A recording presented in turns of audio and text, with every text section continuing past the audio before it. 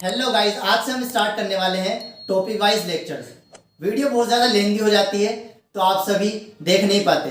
So I thought कि lecture को small and effective बनाया जाए एंड वन बाय वन सभी टॉपिक्स को कवर किया जाए। बट स्टार्ट करने से पहले आई होप कि प्रीवियस लेक्चर देखने के बाद आप एकदम मस्त झक्कास एंड बिंदास होंगे। उसी बिंदास और मस्ती के साथ चलो बढ़ते हैं अपने लेक्चर की तरफ। HGP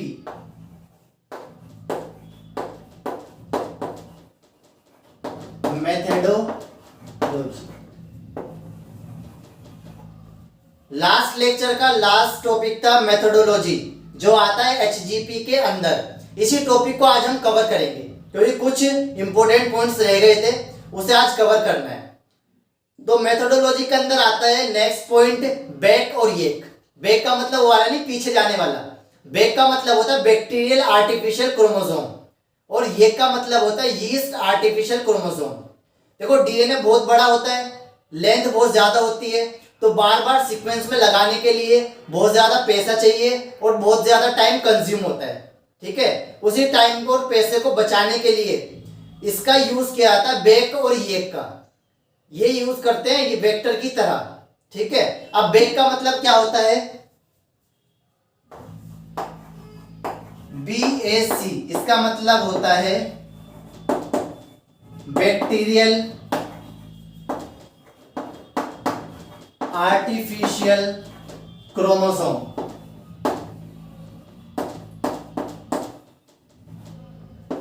और ये का मतलब होता है yeast artificial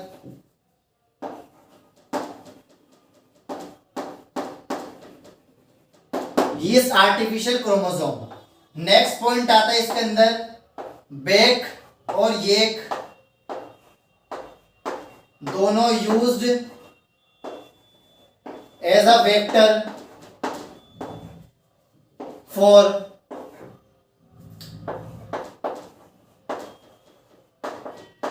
sequencing and multiplying of DNA fragments.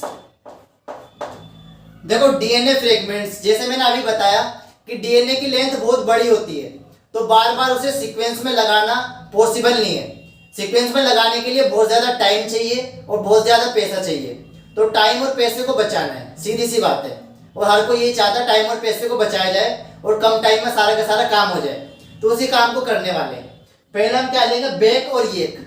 Back और येक में से मैं बैक को ले लेता हूं, बैक्टीरियल आर्टिफिशियल क्रोमोसोम। देखो यहां पे ये रहा, आपकी क्लास को कोई भी बंदा मैंने उठा लिया, इससे मैंने क्या किया, इससे मैंने निकाल ली सेल। सेल के अंदर न्यूक्लियस, न्यूक्लियस के अंदर ये निकाला मैंने क्रोमोसोम। ठीक है, और क्रोमोसोम किससे बना होता है? डीएनए से बना होता है। बंदे से निकाली सेल, सेल से निकाला क्रोमोसोम, क्रोमोसोम के अंदर है डीएनए। अब इस डीएनए को मैंने निकाल लिया क्रोमोसोम से, ये निकाल लिया मैंने डीएनए को। अब इस डीएनए के मैंने छोटे छोटे टुकड़े कर दिए, किसका यूज करके? रेस्ट्रिक्शन एंडोन्यूक्लियस का यूज करके। अब ये होता क्या है, ये बायोटेक के अंदर पढ़ेंगे डिटेल में, बायोटेक्नोलॉजी के अंदर। अभी बस इतना बता रहा हूं कि बैक का मतलब क्या है और बैक को हम किस तरह यूज करते हैं, बस इतना समझना है अभी। ठीक है, देखो इसे मैंने छोटे छोटे टुकड़ों में डिवाइड कर दिया। क्या किया मैंने? इसे छोटे छोटे टुकड़ों में डिवाइड कर दिया। ये निकाल लिया मैंने डीएनए, ये है क्रोमोसोम और ये है फ्रेगमेंट्स। ठीक है, फ्रेगमेंट्स ऑफ डीएनए, ये डीएनए के फ्रेगमेंट्स है। अब इस डीएनए के फ्रेगमेंट्स को अब मैंने क्या ले लिया, ये ले लिया मैंने इकोलाई बैक्टीरिया। क्या ले लिया? E coli bacteria. अब इकोलाई बैक्टीरिया के अंदर ये क्या है, छोटा सा दिख रहा है जो, इसे बोलते हैं सर्कुलर डीएनए। और सर्कुलर डीएनए को क्या बोलते हैं? प्लाज्मिड। सर्कुलर डीएनए को क्या बोलते हैं? प्लाज्मिड। अब मैंने यहां से प्लाज्मिड को निकाल लिया, देखो ये निकाला मैंने प्लाज्मिड को, ये रहा प्लाज्मिड को निकाल लिया। प्लाज्मिड को निकालने के बाद मैंने कट किया, वही रेस्ट्रिक्शन एंडोन्यूक्लियस का यूज करके इसे भी कट किया और डीएनए फ्रेगमेंट्स को भी कट कर दिया। अब कट करने के बाद जो यहां से टूटा हुआ हिस्सा है, इस वाले हिस्से को मैंने उठा लिया, इस वाले हिस्से को मैंने उठाया, ये रहा डीएनए फ्रेगमेंट। अब मैंने इसे यहाँ पे ऐड कर दिया, यहां से कट करके इसे निकाल दूंगा और यहाँ पे नए वाले हिस्से को यहां से किसी भी फ्रेगमेंट को उठा के यहाँ पे मैं ऐड कर दूंगा। ठीक है, ऐड कर दिया। अब यहाँ पे मैंने इसे ऐड कर दिया। अब ऐड करने के बाद इसे मैं किस में डाल दूंगा? दोबारा इकोलाई के अंदर। किस में डालूंगा? मैंने किस में डाल दिया इसे? इकोलाई के अंदर। इकोलाई के अंदर मैंने ट्रांसफर कर दिया। अब इकोलाई क्या होगा? डिवाइड होगा। इकोलाई क्या होगा? इकोलाई डिवाइड होगा। इकोलाई डिवाइड हो गया, 1 से 2 बन गया। अब जब इकोलाई 1 से 2 बन जाएगा तो इसके अंदर जो प्लाज्मिड है वो भी 1 से 2 हो गए, प्लाज्मिड भी 1 से 2 हो गए। अब प्लाज्मिड 1 से 2 हो गए तो प्लाज्मिड के अंदर जो फ्रेगमेंट हमने ऐड किया था वो भी 2 हो जाएंगे। तो इस तरह से एक डीएनए से बहुत सारे डीएनए के फ्रेगमेंट्स बन जाते हैं और बाद में उन डीएनए फ्रेगमेंट्स को ऐड कर दिया जाता है, उसे बोलते हैं एम्प्लीफिकेशन। ठीक है, वो डिटेल में पढ़ेंगे बायोटेक के अंदर। आई बस इतना बताना है कि बैक्टीरिया और यीस्ट आर्टिफिशियल क्रोमोसोम, ठीक है, बैक्टीरियल आर्टिफिशियल क्रोमोसोम मैंने लिखा है ना, बैक्टीरियल आर्टिफिशियल क्रोमोसोम, क्रोमोसोम। तो ये क्या है यहाँ पे? प्लाज्मिड। सर्कुलर डीएनए, ये क्या है? सर्कुलर डीएनए, और डीएनए से मिलकर क्या बन रहा है? क्रोमोसोम।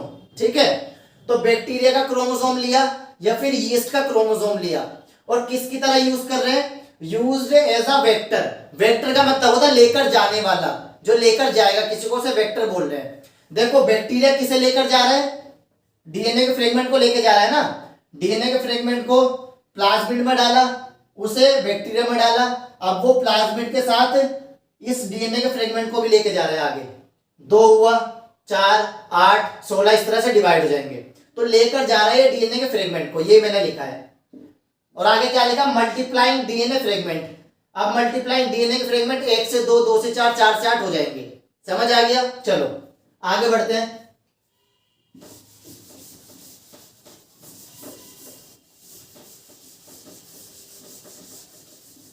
इसके बाद नेक्स्ट पॉइंट आता है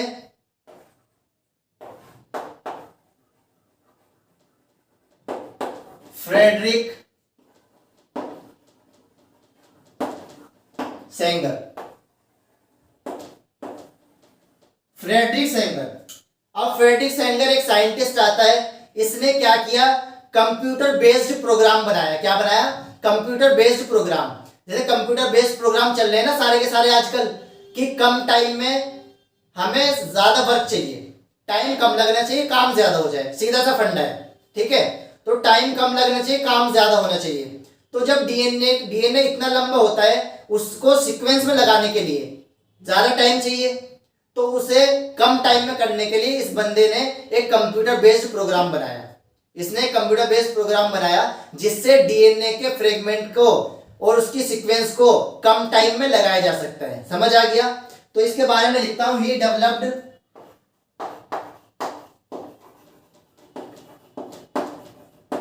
a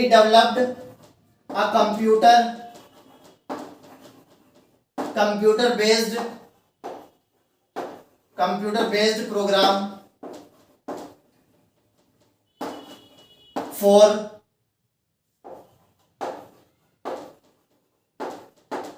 sequencing of DNA fragment, for sequencing of DNA fragments. DNA के फ्रेगमेंट्स को सीक्वेंस में लगाने के लिए इस बंदे ने कंप्यूटर बेस्ड प्रोग्राम बनाया। जैसे कोविड के टाइम पे चल रहा था ना, कोविड के टाइम पे छोटा सा सैंपल लिया और आरटीपीसीआर कर दिया। उसे क्या काम करते हैं? उस सैंपल को कंप्यूटर के अंदर फीड करेंगे, है ना, और डाटा निकल जाता है कम टाइम में, फटाफट रिपोर्ट आती है ना, 1 दिन में रिपोर्ट आ जाती है। अगर एचजीपी का यूज करते तो इतना टाइम लग जाता रिपोर्ट आने में। समझ आ रही है? तो कंप्यूटर बेस्ड प्रोग्राम है ना वो भी, जो ब्लड सैंपल वगैरह निकलवाते हैं कि भाई ब्लड रिपोर्ट कर दो थायराइड की, ये सब कंप्यूटर बेस्ड प्रोग्राम पे होती है सारी की सारी। ठीक है, तो सीक्वेंस में लगाने के लिए भी कंप्यूटर बेस्ड प्रोग्राम बनाया इस बंदे ने, जिसका नाम है फ्रेडरिक शेकर। समझ आ गया। अब इसने क्या किया, देखो बंदे से सेल निकाली, सेल से क्रोमोसोम, क्रोमोसोम से डीएनए, डीएनए को छोटे छोटे टुकड़ों में डिवाइड कर दिया। अब डिवाइड तो कर दिया, अब इसे सीक्वेंस में लगाना है। क्या करना है, इसे देखो डीएनए के फ्रेगमेंट को अब क्या करना है, अब इस डीएनए के फ्रेगमेंट को सीक्वेंस में लगाना है। अब सीक्वेंस में लगाने के लिए इसने क्या किया, यहां पे देखो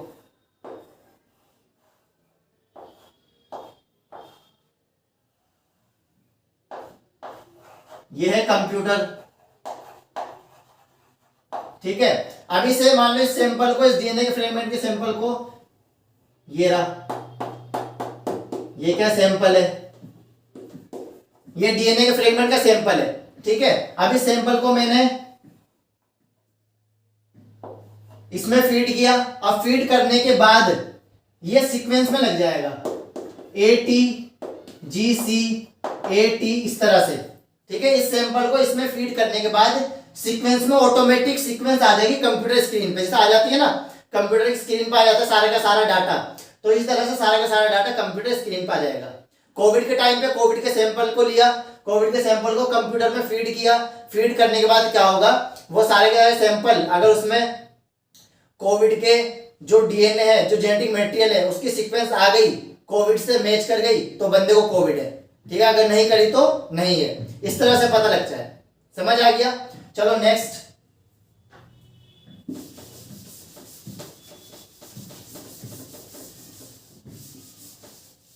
इसके बाद आता है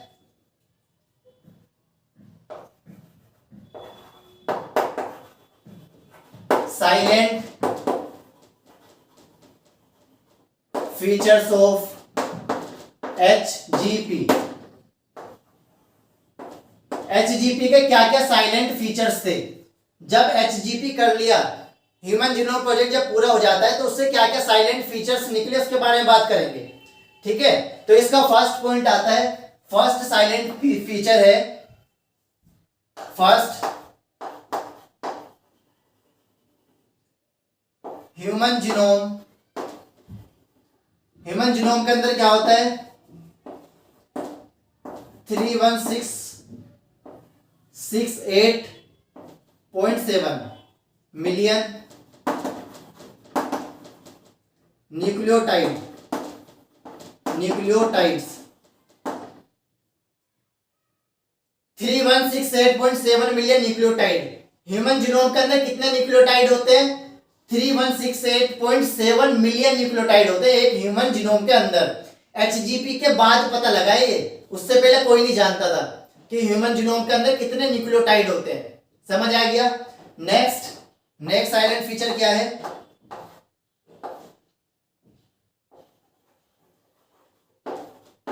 लार्जेस्ट जीनोम और स्मॉलेस्ट।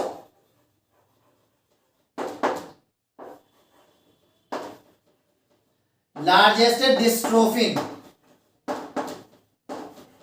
डिस्ट्रोफिन और स्मॉलेस्ट क्या है, TDF, जिसे हम बोलते हैं टेस्टिस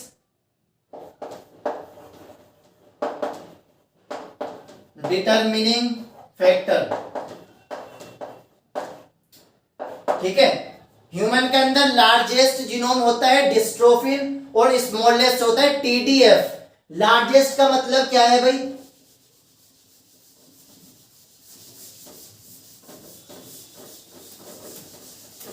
लार्जेस्ट का मतलब है डिस्ट्रोफिन के अंदर, किसकी बात कर रहा हूं मैं,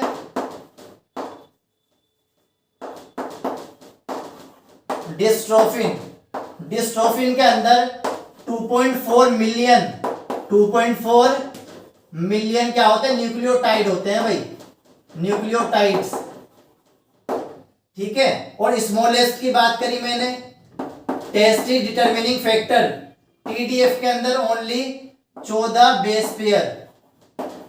पेयर, इतने न्यूक्लियोटाइड नहीं, बेस पेयर। ठीक है, इतने क्या होते हैं, बेस पेयर। ठीक है, डिस्ट्रोफिन के अंदर 2.4 मिलियन बेस पेयर होते हैं, जबकि टीडीएफ के अंदर सिर्फ 14 बेस पेयर होते हैं। इतना स्मॉल होता है ये और इतना लार्ज होता है डिस्ट्रोफिन। समझ आ गया? तो कब पता लगा? एचजीपी के बाद पता लगा है कि ये बड़ा होता है और ये छोटा होता है। समझ आ गया? Silent feature. नेक्स्ट, थर्ड, 99.9%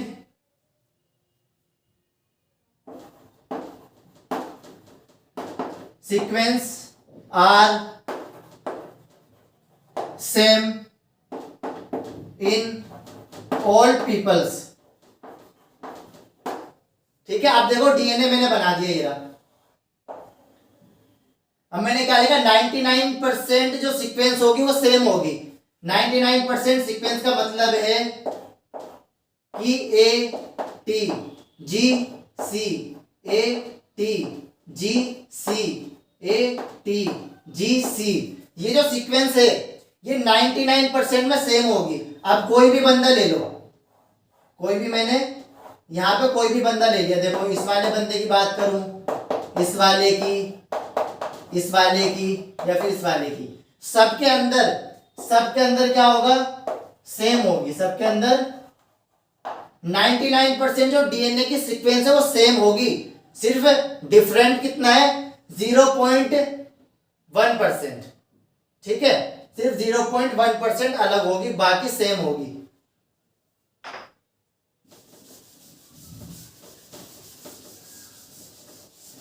कितनी अलग होगी? बस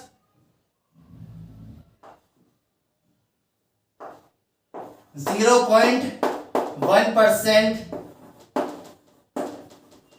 sequence are different।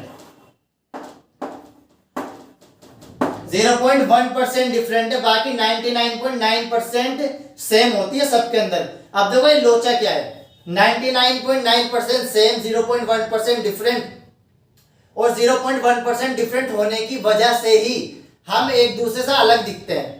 ठीक है, कलर में डिफरेंस आ गया, हाइट में डिफरेंस आ गया, बालों के कलर में डिफरेंस आ गया। ठीक है, और भी बहुत सारे फीचर्स अलग हो गए सिर्फ 0.1% सीक्वेंस के अलग होने की वजह से। अगर इससे ज्यादा सीक्वेंस अलग हो जाती तो पता नहीं क्या होता। समझ आ रही है? देखो अब ये chromosome,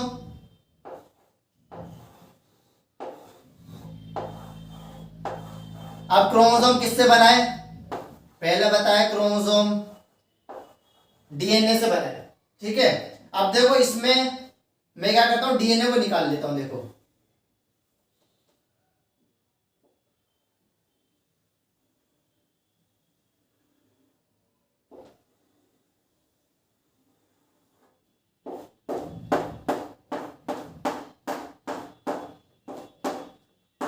A T G C, A T, यहां पे भी ए T G C, A T, यहां पे G C, A T G C, A T G C, A T. देखो अब इसमें देखना, मैंने क्रोमोसोम से डीएनए निकाल लिया। अब इस चीज को बता रहा हूं जो 99.9% सेम है और बाकी क्या है? 0.1% डिफरेंट है। अब देखो सीक्वेंस देखो, A T G C, A T, इसकी सीक्वेंस, इस वाले की देखो, A T G C, A T, इस वाले की, इस वाले पिचोफेलिक्स और इस वाले पिचोफेलिक्स, दोनों पिचोफेलिक्स की जो सीक्वेंस है वो सेम है। तो यहाँ पे क्या है? दोनों की क्या है? यहाँ पर सेम, ये सीक्वेंस तो सेम हो गई। ठीक है, अब इस वाले में देखो, G C, A T G C, A T G C, A T, तो इन दोनों पिचोफेलिक्स की क्या है? डिफरेंट है। यहां पे तो सेम है, यहां पे देखो डिफरेंट है। यहां पे क्या है? डिफरेंट। यहां पे क्या है? डिफरेंट। यहां पे सेम है, यहां पे डिफरेंट है। यहां पे क्या है? सेम सीक्वेंस है, यानी कि रिपीटेड सीक्वेंस है। तो इसी को हम क्या बोलते हैं? Repeated DNA. यहां पे सीक्वेंस रिपीट हो रही है ना, तो इसी को हम बोलते हैं रिपीटेड डीएनए। इसी को क्या बोलते हैं? इसी को हम बोलते हैं रिपीटेड डीएनए। या रिपीटिटिव डीएनए। रिपीटिटिव डीएनए इसी को बोलते हैं। और यहां पे डिफरेंट है, डिफरेंट को क्या बोलते हैं? Snip, SNP। इसे बोलते हैं सिंगल न्यूक्लियोटाइड पॉलीमोर्फिज्म।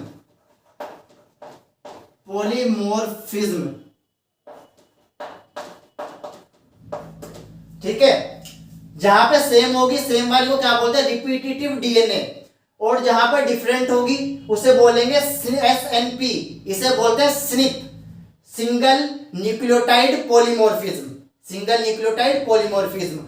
और इसी को हम बोलते हैं सैटेलाइट डीएनए। जहां पे सीक्वेंस अलग होती है उसी को बोलते हैं सैटेलाइट डीएनए, जहां पे सेम होती है उसे बोलते हैं रिपीटिटिव डीएनए। समझ आ गया? अब इस टेक्निक का जो मैंने बताई है HGP का यूज करेंगे आगे डीएनए फिंगरप्रिंट के अंदर। समझ आ गया? तो आई होप कि आपको ये टॉपिक समझ आया होगा, मजा आया होगा, इंटरेस्टिंग लगा होगा। मिलते हैं अपने नेक्स्ट लेक्चर में। All the best and God bless you.